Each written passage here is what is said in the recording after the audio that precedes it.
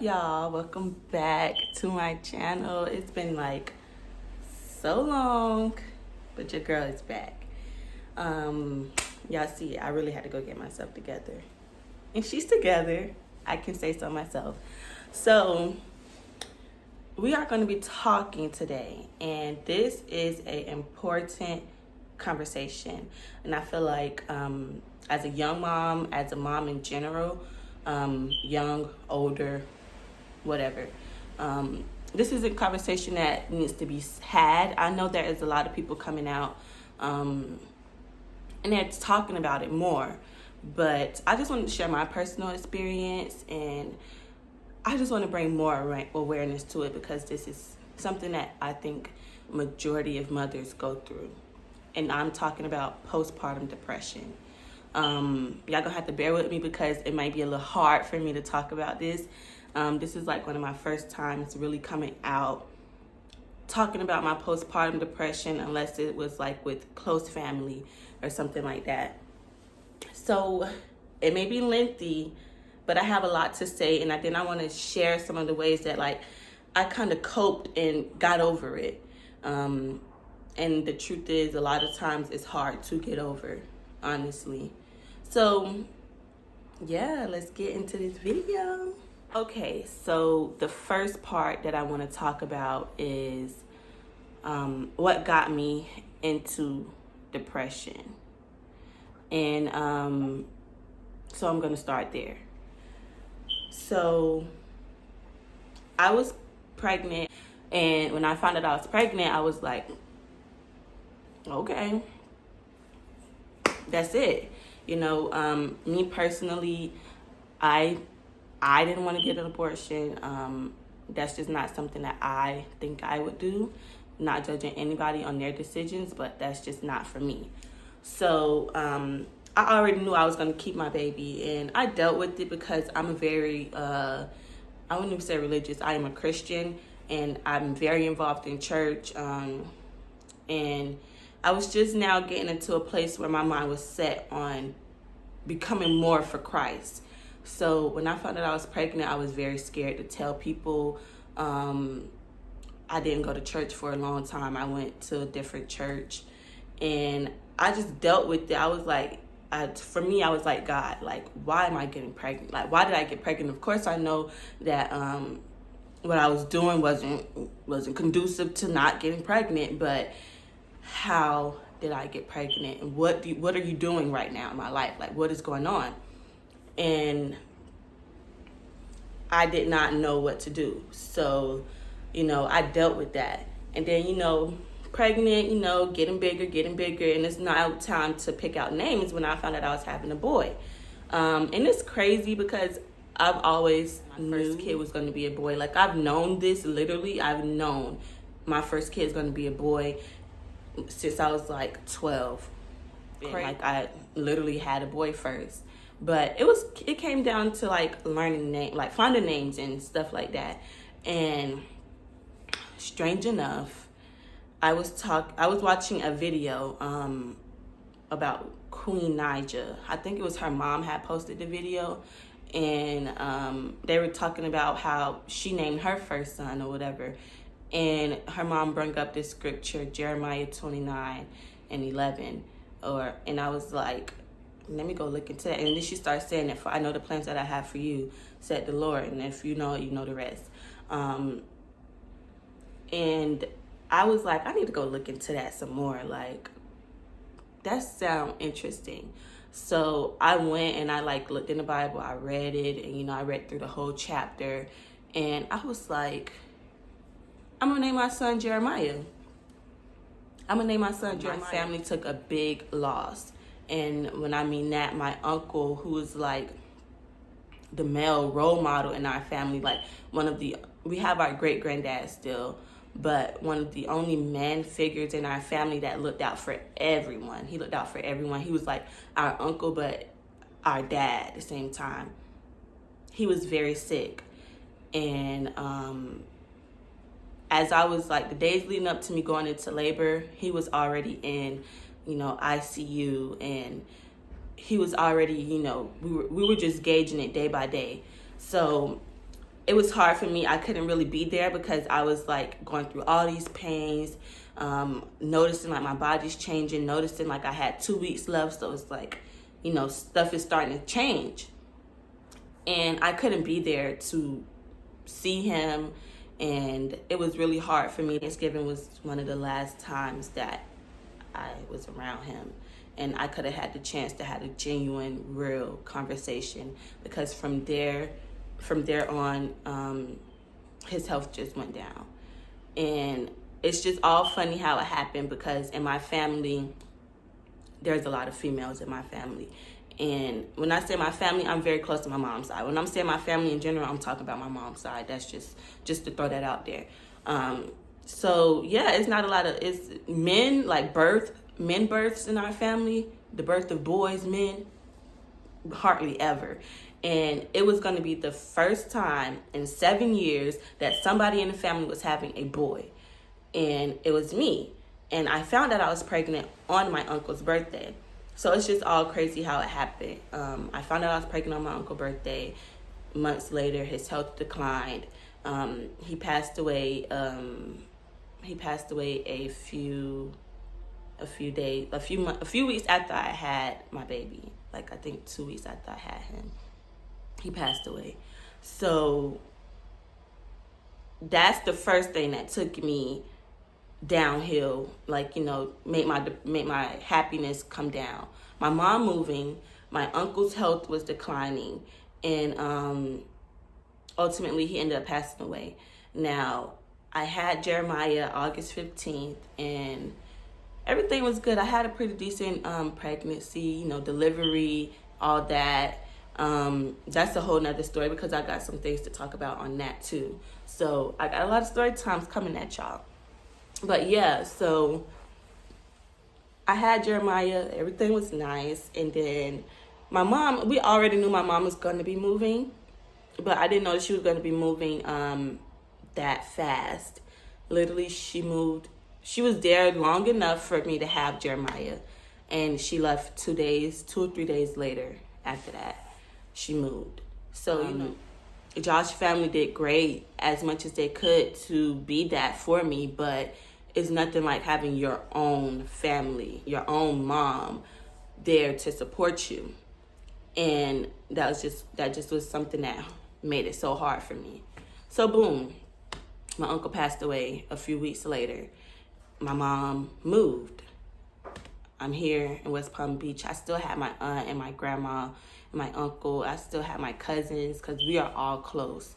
But it's still nothing like having your own mom and your own siblings surrounding you. So that was hard. And yeah, shortly after that, you know, Jeremiah is about 2 weeks now, and he's getting closer to being a month old. But I started noticing things with his health that wasn't okay. Like he would choke a lot. He would cough up. Like I have videos of him literally throwing up his blood. He was throwing up milk.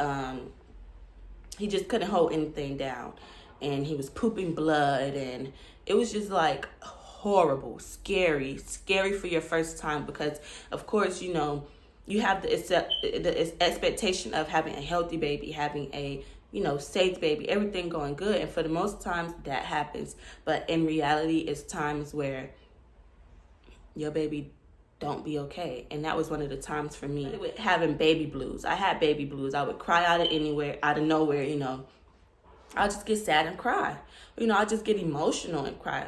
You know, I remember one time I was sitting on the couch talking to Josh, holding Jeremiah, and I'm like, this is my baby. Like, dang, like, this is my baby. Like, I'm holding him and I'm touching him. Like, he literally grew inside of me, and I just got goosebumps.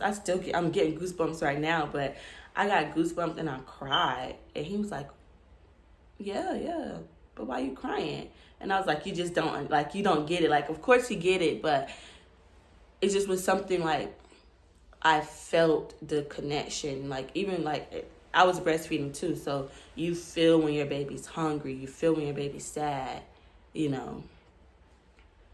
So yeah, Jeremiah's health started declining, and I knew it because for me, I have asthma. I've had asthma my whole life. I can't tell you how many, classes I've been to for it, how many times I've been in the hospital for it. And I have chronic asthma too. So anything that I just knew like something was not right with my baby. I would take him back and forth to the doctor, back and forth to the hospital because I knew something wasn't right. So boom. It was September. Now mind you, Jeremiah's birthday is August 15th. My birthday is September 15th. We're literally a month. Our birthdays are literally a month apart. And he had just turned a month old and he still wasn't doing okay.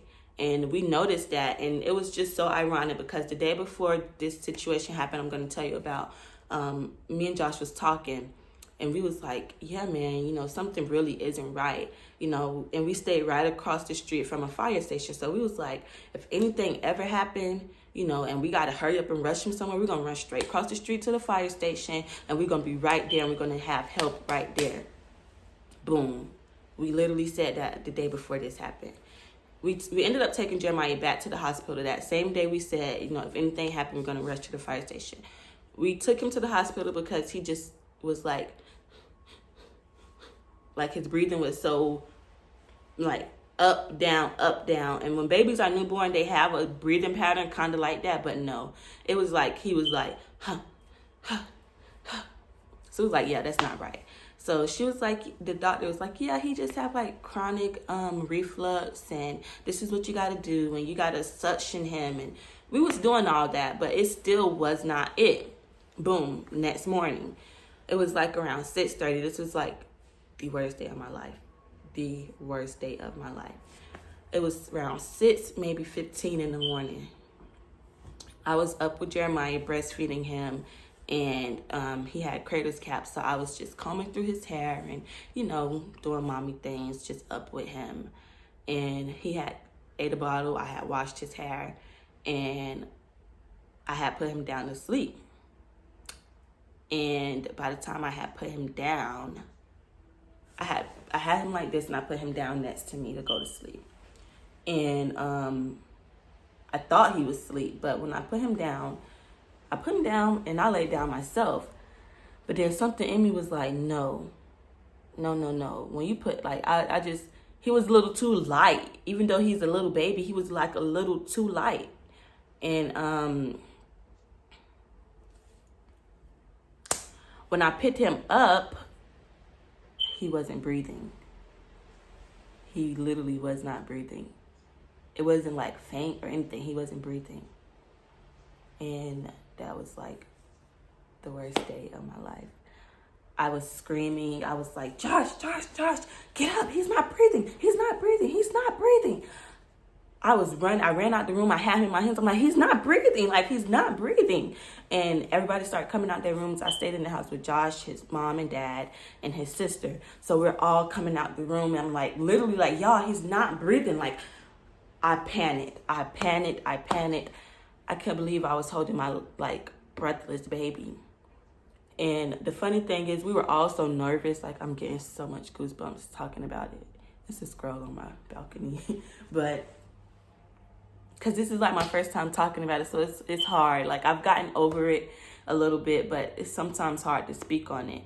So everybody was nervous. Everybody loved Jeremiah. He was like, as special as he was to me, he was special to everyone in the house.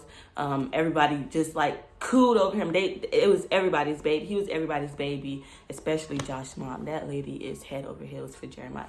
So we were so scared, and nobody was thinking wait a minute, Josh's sister does CPR, and we took CPR courses. We knew CPR, but everybody was so nervous in the moment. They were like, what the heck? So boom. The first thing I thought in my mind, Josh's mom was like, hand him to me, let me see him. So they started patting him on his back, and at first that wasn't really working. So I said, the fire station. I tell you, I don't even think I ran. I know I was running, but I don't even think I ran. That's how fast I was going. I got there in less than a minute.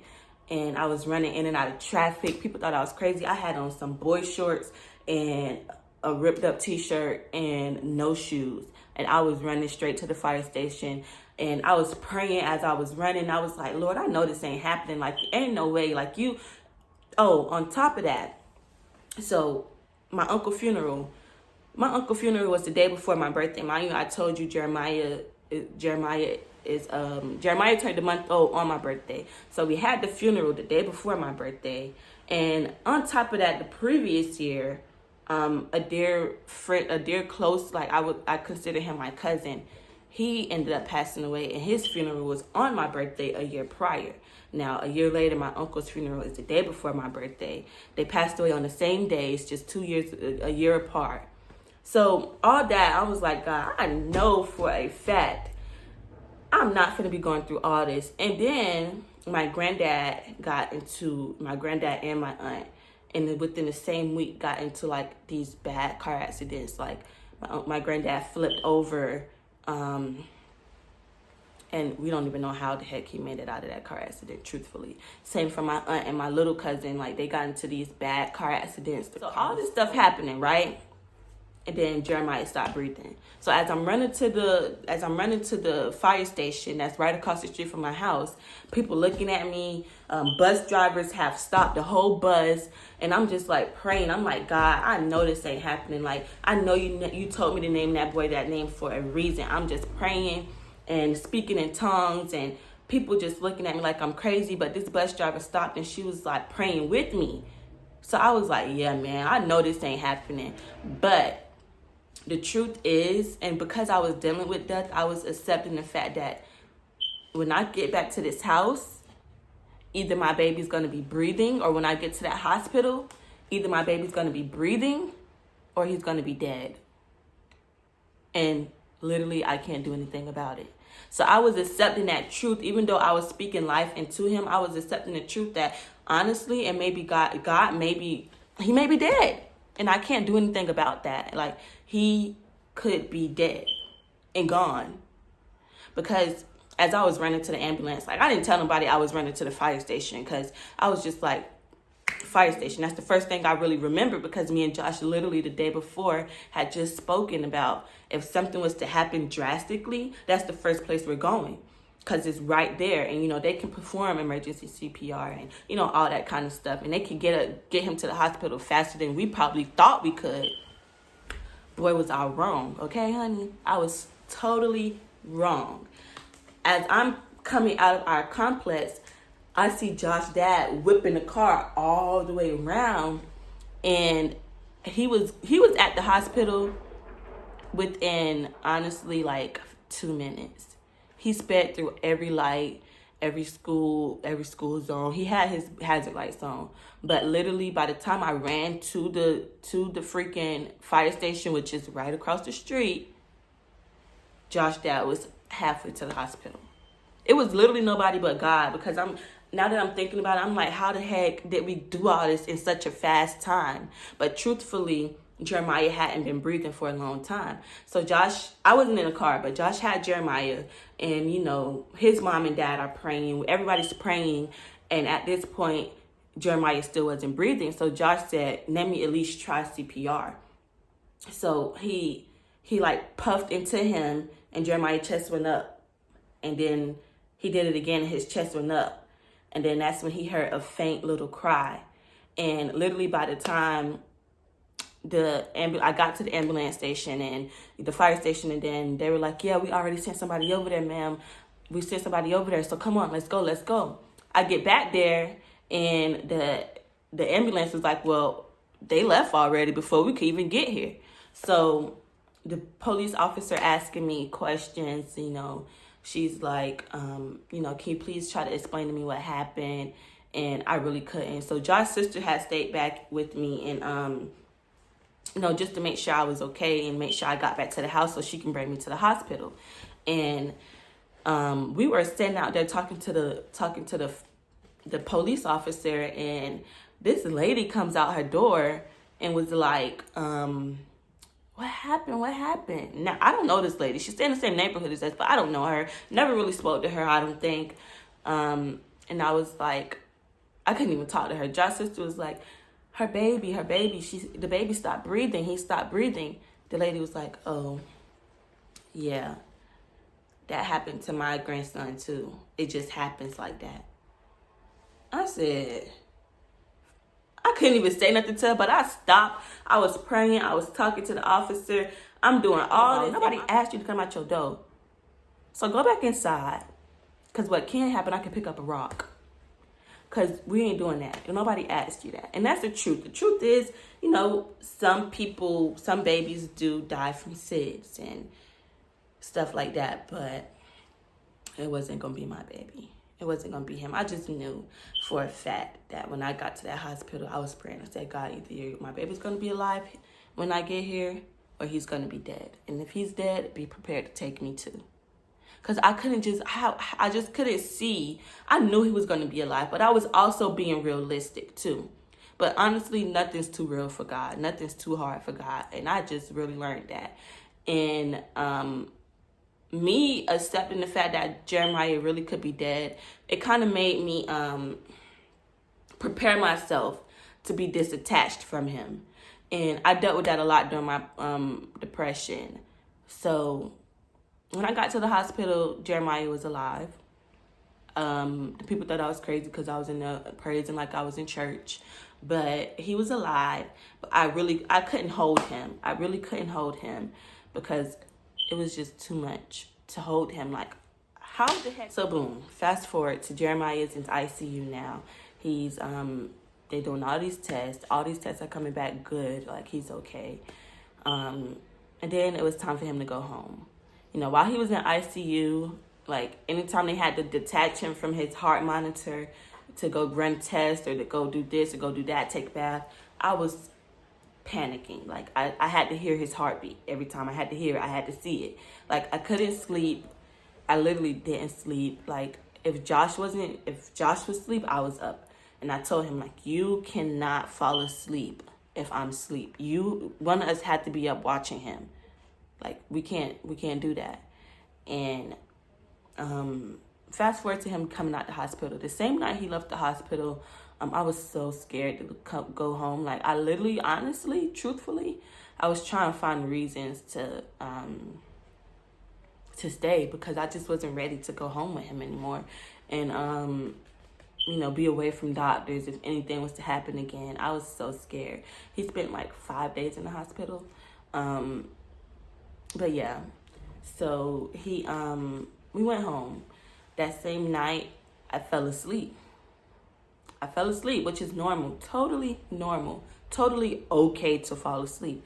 But I told myself, you cannot fall asleep. You have to stay up. You cannot be alone with him. You have to have somebody always around you. You cannot be alone with him because I just wasn't ready for it, one. And for two, I just felt too guilty to be around him by myself. Not that I had done anything wrong, but it just was like, I just couldn't do it. So I had a panic attack. And this was the first time in my life that I had anything like that happen to me. And I thought it was an asthma attack. So Josh rushed me back to the hospital. And the same lady who admitted Jeremiah, she was working on the other side and had admitted me. And she was like, wait, Mom, weren't you just in here? And I was like, yes, I was just in here. She was just like, yeah, the baby's doing fine now, right? I was like, yeah, but now I'm the one that got the problems. So one thing about me, and again, this is just my personal preference. Excuse me. I'm big on God. Like, I don't like to take medicine, any kind of medicine, but they wanted to give me all types of Adderall and, you know, all these kinds of things. And I've been around people who've, you know, I'm not saying that it affects everybody in the same way, but I've been around people who that negatively affected. And I just knew that this was bigger than a flesh thing. This was spiritual because my son was the first male baby to be born in our family in 7 years. Weeks before my uncle passed away. Found out I was pregnant with him on my uncle's birthday. All this stuff just didn't add up to me. So I was like, this is not something that I have to deal with physically. I had to deal with this spiritually. And I was not going to take any medicine because I knew God was going to get me through it. And he did, honestly. I wasn't going to see no therapist that was going to make me, convince me that I needed medicine, convince me that I was crazy. These people was like, Mama, do you really think that he was not breathing for that long? And in my head, I'm like going through so much. So I'm like, yeah, maybe he wasn't breathing. Maybe it wasn't that long like I'm thinking. No, it was a long time that my baby wasn't breathing.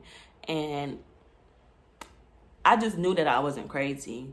I knew that I wasn't crazy from the jump. I knew that something was wrong with him and that he needed to be seen and checked out and he needed some help. And I just knew that from the jump. So, she was like, we're just going to give you this. This is just for like allergies. But it was like psychomedicine, I guess. So boom, put all that behind us for months and months and months. I did not let Jeremiah sleep on his I didn't let him sleep flat at all. I had stuffed a whole bunch of pillows up under his bassinet so that he can be like at an angle like how he was in the hospital. They had his bed risen so that he's not laying flat down. So when I got home, I found any way, shape, or form that I can do the same thing with his bed at home. And he did not sleep with me. They put us on like a strict diet for him. He could not have like no more than 3 ounces of milk. If somebody ever tried to feed my baby any more than that, we was falling out. He couldn't have no more than 3 to 4 ounces of milk. He had to start eating cereal early. Now this happened when he was 1 month. So by the time Jeremiah was 2 months, he had already been drinking like cereal inside his bottle. And I just like, I would hop up in the middle of the night like I could be sleeping. And I would just fake. I would just not even fake, but I would just like think I heard Jeremiah. I would just hop up and be like, Josh, is he okay? Is he okay? Check on him. And typically, and I feel like this is like with all moms, typically when typically when you have your baby, you sleep next to the baby. I couldn't even sleep next to Jeremiah no more in that same spot that he had essentially stopped breathing in. So I made Josh switch with me. So I would be like, Josh, is he up? Is he up? Like, I would do that like at least 10 times a night. I couldn't sleep throughout the whole night without checking on him. So that's what drove me into postpartum. Then a few months later, my grandma died on my dad's side. And growing up, I was really close to her. That was my boo. She died. Then my cousin died. Then a close family friend that I grew up with, which is basically like my brother, he died. And when he died, it was so unexpected.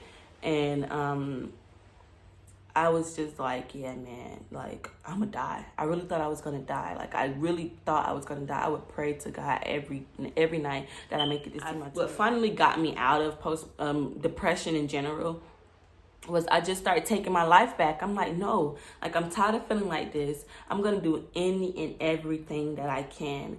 One thing that I did do, I started being around more people because you feel alone already on the inside. So who wants to be alone in general, in reality? So I started to be around more people. I would find any and every reason, or I couldn't be by myself. I just didn't. It just gives me too much time to think about things, and the things at that time that I was thinking about, it just wasn't conducive to me getting out of depression, truthfully. So, y'all know I don't got my other earring. That's okay. So yes, guys, I started being around people. I started uplifting myself more. I started going to work. I put Jeremiah in daycare at 3 months because I had to go to work. I just had to start doing something for myself again.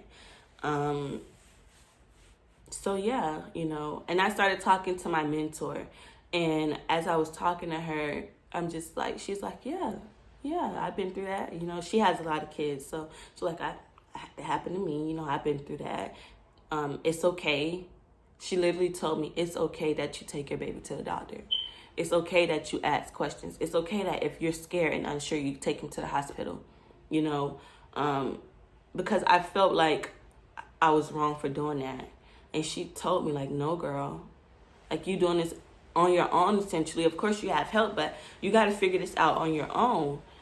You're dealing with this depression and postpartum and uncertainty on your own as a mother. So if you feel like that's what you have to do it. So I started talking to someone, and I started talking to someone that would listen to me. Not saying that my family wouldn't listen to me, but truth be told, in a lot of Black families, in the Black community in general, depression is looked past. And now it's starting to become something that, you know, everybody is taking more serious, but depression is looked past. So I was scared to come to my family, truthfully, and talk to them about it without feeling crazy. So, yeah, you know, I started talking to people. I started hanging out a little bit, not like a whole bunch, but I was just get out and separate myself sometimes because I needed that. I had to stop micromanaging everything and everybody that came around Jeremiah. Even if I was to leave to go to a doctor's appointment on my own and leave Jeremiah home, I would be like, make sure he don't drink too much. You know, make sure he don't sleep on his back. I just was doing too much. And it's not a bad thing, but I just had to find my own chill. So that's what I would start doing. So guys, I just wanted to let you guys know. I wanted to share my story on depression, postpartum depression, then depression, and in general. I really thought I was crazy. I would start looking up so many kinds of things like postpartum psychosis, postpartum ADHD, you know, all this types of stuff that I didn't even know I didn't even know that was such a thing, you know. I started self-diagnosing myself, and I was like, I gotta chill. Like, I got to chill. It's okay to feel like you can't do this because you can, but it's a part of the process. It's a part of the process it's hormonal. It's like literally chemically and hormonally changing in your body. So for you to feel down, some days I honestly felt like I didn't even want to have a baby anymore. Not that I would give my baby up or anything like that, but I just feel like, man, this is so hard. I can't do this. I can't do this for him. But you can. If you're out there feeling like that, you definitely can. Like, it's so possible. It's so possible. You know, don't think that you can't, because you really can. And you got it. You got it. You're going to get through it.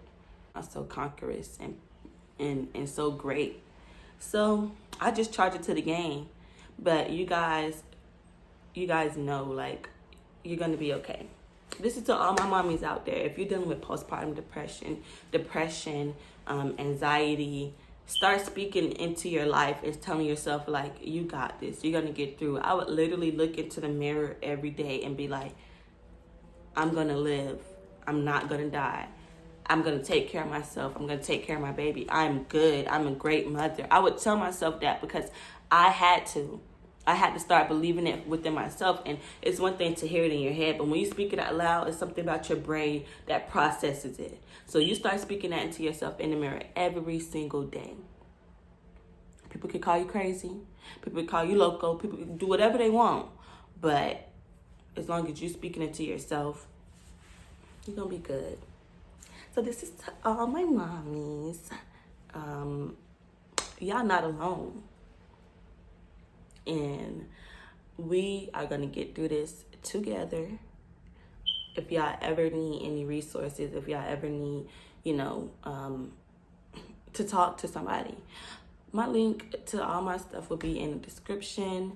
Feel free to message me anytime because we are a sisterhood. Mothers should be a sisterhood, and especially young moms, because, honey, people think we be little chicken heads around here, and I don't do chicken heads.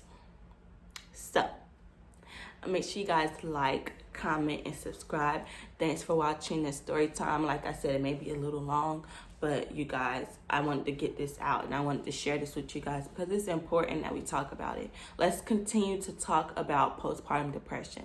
Let's continue to talk about uplifting moms because we all need that, especially now. I can only imagine what some moms that's just now having babies going through with this quarantine and stuff. Like, I would have lost my mind. And to the moms that's out there that have not dealt with this and don't deal with this, this is still for y'all too.